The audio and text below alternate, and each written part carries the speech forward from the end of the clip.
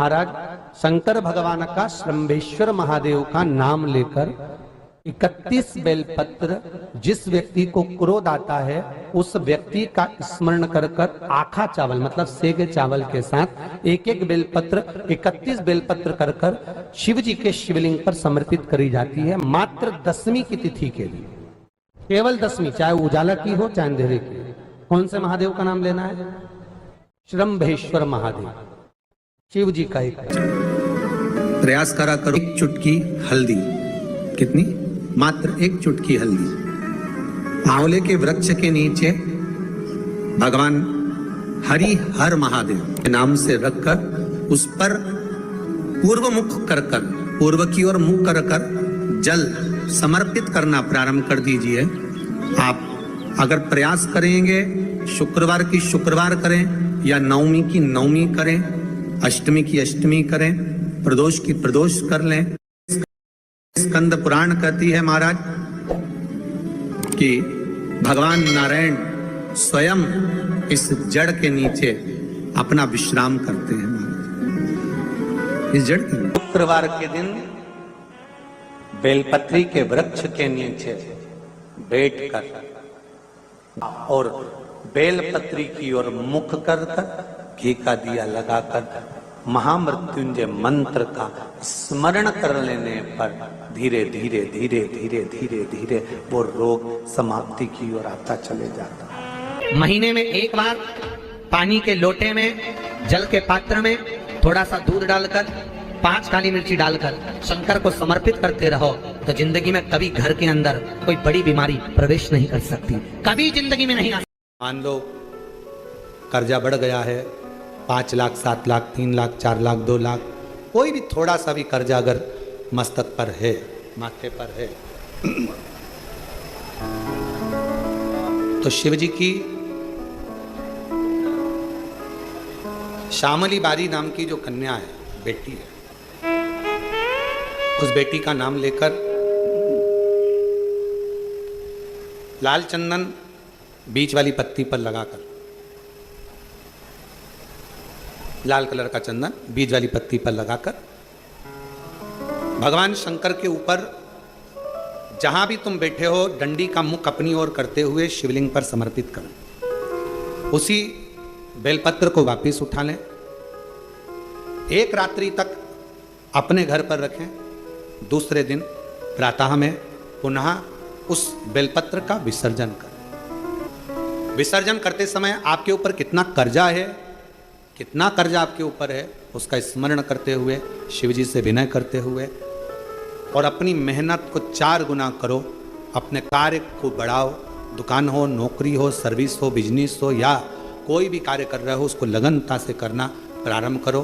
धीरे धीरे मेरा भोले बाबा आपका हाथ पकड़ेगा और कर्जे से मुक्त जरूर करेगा।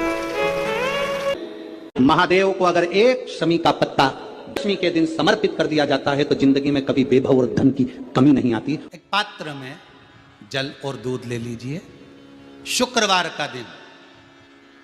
तो कहोगे गुरुजी ये कथा कहाँ से निकाल के लाए हो? तो विष्णु पुराण में से आप उसको स्मरण कर सकते हो। काय में से? विष्णु पुराण में से। एक पात्र में देसी गाय का दूध, जल उसमें रखकर, और आपके यहाँ अगर लड्डू गोपाल हो, यदि आपके घर में ठाकुर जी हो, लड्डू गोपाल हो, विष्णु जी का कोई स्वरूप हो, श्री हरि का कोई स्वरूप हो, तो उस पर शुक्रवार के दिन आप संध्या के समय पर दुर्वा डालकर उस दुर्वा से अगर लक्ष्मी जी के नामों का 108 बार उच्चारण कर कर घी का दिया लगाकर कैसर के चावल साथ में रखकर केवल उस जल का और दूध का मात्र छींटा देते हो तो उसके घर में कभी लक्ष्मी की कमी नहीं आ सकती, संपदा बढ़ती चली जाती है।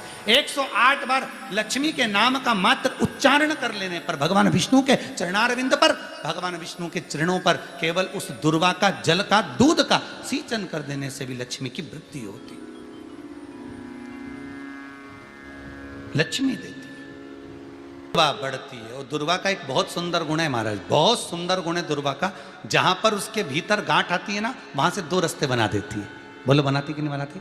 कभी दुर्वा देखी होगी आपने, जहां गांठ आई वहां 2 रास्ते बनाएगी, फिर गांठ आई फिर 2 रास्ते बनाएगी, फिर गांठ आई फिर 2 रास्ते बनाएगी। दुर्वा का क्रम ऐसा है कि हम भगवान को दुर्वा क्यों देते हैं, उसका कारण यह है कि मान लो हे परमात्मा, हे शंभु, हे गणेश, हे प्रभु नारायण, अगर मान लो मेरा एक रास्ता चलते चलते गांठ पड़ जाए, एक रास्ता मेरा बंद हो जाए, तो वहां से मेरे दूसरे रास्ते खोल देना। इसलिए दुर्वा भगवान को समर्पित करी जाती है। दुर्वा को समर्पित करने का क्रम ही यही है कि मेरे मार्ग खुल जाए, मेरी राह खुल जाए, मेरा मार्ग चारों तरफ खुलता चला।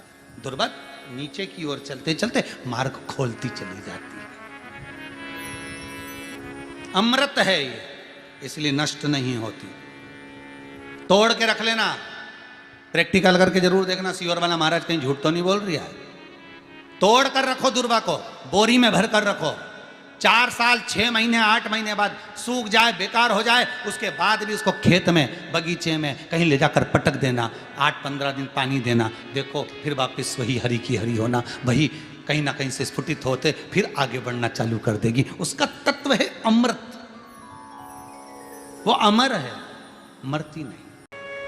पीपल देव का भी देव है महादेव, इसलिए नाम पड़ गया पिपलेश्वर महादेव। बड़ के वृक्ष का भी देव है महादेव, तो बटकेश्वर महादेव। ऐसा कौन सा देव है जो शंकर की शरणागति में नहीं है?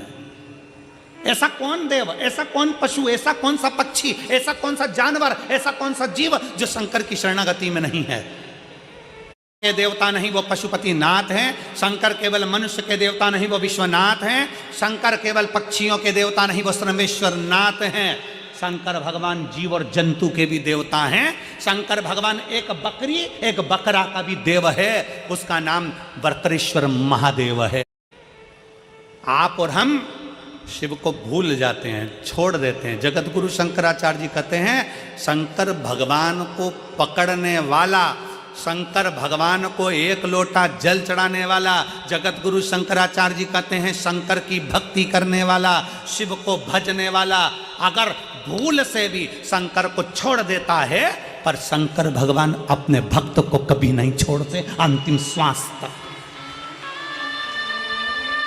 शिव नहीं छोड़ते अंतिम श्वास तक, शंकर नहीं छोड़ते आखिरी श्वास तक। शंकर को बड़ा भजता था। अब रवा भगत शिव को भजने वाला शंकर भगवान की पवित्र भूमि उज्जैनी में महाकाल बाबा का दर्शन करने जाता था। हर महीने का उसका नियम था कि बाबा महाकाल का दर्शन करने जाता। अब महाकाल का दर्शन करने जाता, कभी तो उसको डाकू लूट लेते, कभी उसका पूरा धन छुड़ा लेते। रवा भगत शिव जी का नाम लेते हुए महाकाल महाकाल जय श्री महाकाल, जय श्री महाकाल, जय श्री महाकाल बोलता बोलता चले जाता।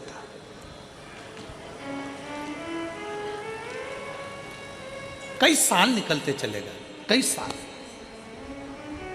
उज्जैनी जाए, अवंतिका जाए, छिपरा नहाए, महाकाल का जल चढ़ाए और महाकाल का दर्शन करे।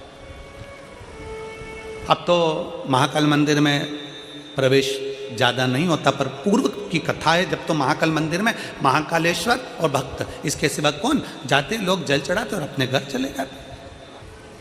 अभी छिपरा तो महाकाल मंदिर से दूर हो गई, पर छिपरा महारानी महाकाल मंदिर की दीवार और छिपरा महारानी का बहना एक साथ था, इतनी नजदीक से बहती थी। रवा भगत महाकाल बाबा को जल चढ़ाए, छिपरा जी का जल भरे और महाकाल राजा को चढ़ा दे और चल दे। कई साल निकल गए, कई साल। अब एक बार रवा भगत उज्जैनी नहीं पहुंचा, अवंतिका नहीं पहुंचा, अवंतिका नहीं पहुंचा। 1 महीना पूर्ण हो गया, अवंतिका नहीं आया। ध्यान रवा भगत नहीं आया। 2 महीना हो गया, रवा भगत नहीं आया। 3 महीना हो गया, रवा भगत नहीं आया। अब तो भोलेनाथ को बेचैनी होने लगी और शंकर भगवान माता पार्वती से कहे, माँ जगत जननी से,